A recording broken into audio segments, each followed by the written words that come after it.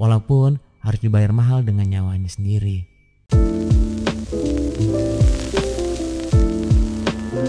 Selamat datang di Pengangguran FM. Gue Coki dan bahasan kali ini adalah bahasan lanjutan dari video yang ini nih. Yang belum nonton silahkan ditonton dulu biar relate, dan video ini berisi bahasan tentang kronologi pembunuhan, investigasi kasus, dan informasi tambahan dari Bjorka dalam kasus pembunuhan Munir. Sebelum lanjut silahkan di subscribe terus juga follow sosial medianya buat dapat update konten selanjutnya. Thank you. Pada Senin tanggal 6 September tahun 2004, sekitar pukul 10 malam, pesawat dengan nomor penerbangan GA974 lepas landas dari Jakarta menuju Amsterdam. Dengan menaiki pesawat tersebut, Munir berencana melanjutkan kuliah S2-nya di Utrecht University di Belanda. Pada tanggal 7 September 2004, sekitar pukul 00.40 dini hari waktu setempat, pesawat yang ditumpangi Munir sempat transit di Bandara Changi, Singapura. Saat transit, Munir terlihat duduk di Coffee Bean. Kemudian sekitar pukul 1 dini hari, pesawat kembali lepas landas dari Changi dan melanjutkan penerbangannya menuju Amsterdam, Belanda.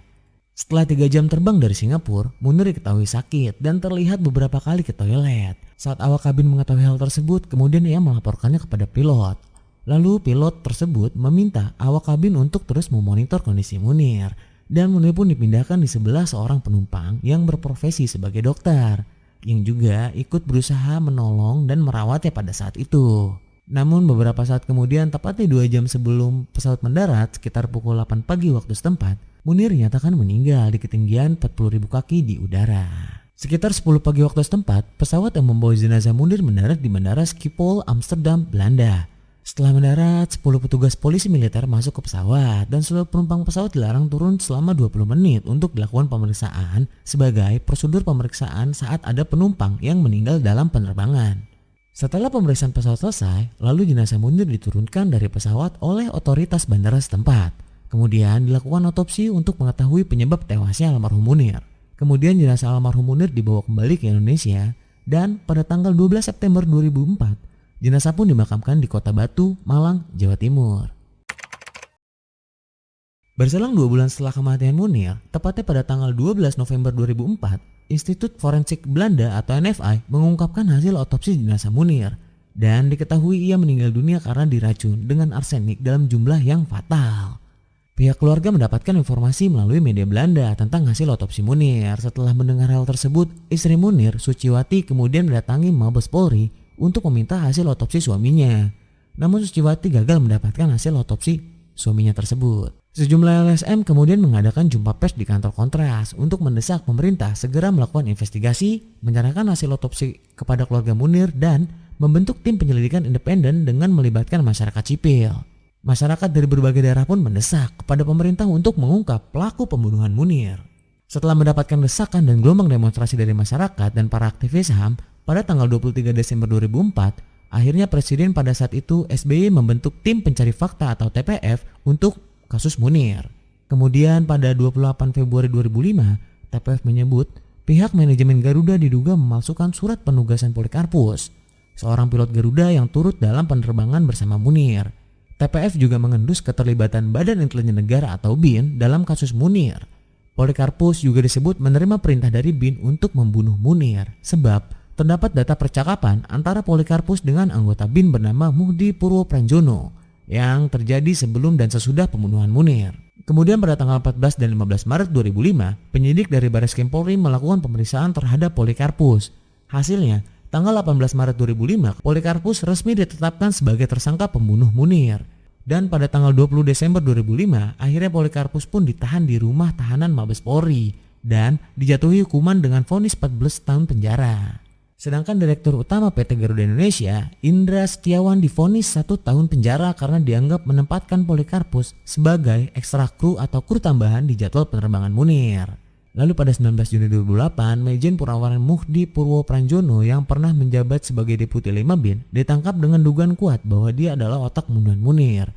Beragam bukti kuat dan kesaksian mengarah padanya. Namun, pada 31 Desember 2008, Muhdi divonis bebas. Vonis ini dianggap kontroversial pada saat itu. Polikarpus yang semestinya baru keluar dari penjara pada tahun 2002 tapi sudah bebas bersyarat pada bulan November 2014. Namun setelah menjalani hukuman, Polikarpus tetap kukuh menyatakan bahwa dia bukanlah pembunuh Munir. Bjorka mengatakan melalui tweet di akun Twitternya bahwa ia mengetahui dalang di balik pembunuhan Munir. Bjorka dengan jelas menyebutkan bahwa Muhdi Purwopranjono, mantan Deputi 5 BIN yang dulu divonis bebas dan saat ini menjabat sebagai Ketua Umum Partai Berkarya sebagai dalang di balik pembunuhan Munir. Surat yang berhasil diretas oleh Bjorka yang menjadi dasar anggapan bahwa Muhdi Purwopranjono sebagai dalang di balik pembunuhan Munir yang diklaim oleh Bjorka bersumber dari BIN dan berfungsi sebagai surat tugas untuk Polikarpus yang akan diberikan kepada Indra Setiawan selaku Direktur PT Garuda untuk mendapatkan akses bertugas sebagai kru tambahan atau staf keamanan perusahaan dan dapat melancarkan aksi pembunuhannya tersebut. Menurut versi Bjorka, Polikarpus telah bertemu dengan Munir saat pesawat transit di Singapura dan Polikarpus mengajak Munir ke Coffee Bean. Lalu Polikarpus memesan minuman yang salah satunya sudah diberikan racun arsenik lalu diberikan kepada Munir dan Munir meminumnya. Kemudian Munir kembali ke pesawat dan melanjutkan penerbangannya menuju Amsterdam dan Polikarpus dengan menggunakan pesawat yang berbeda kembali ke Jakarta.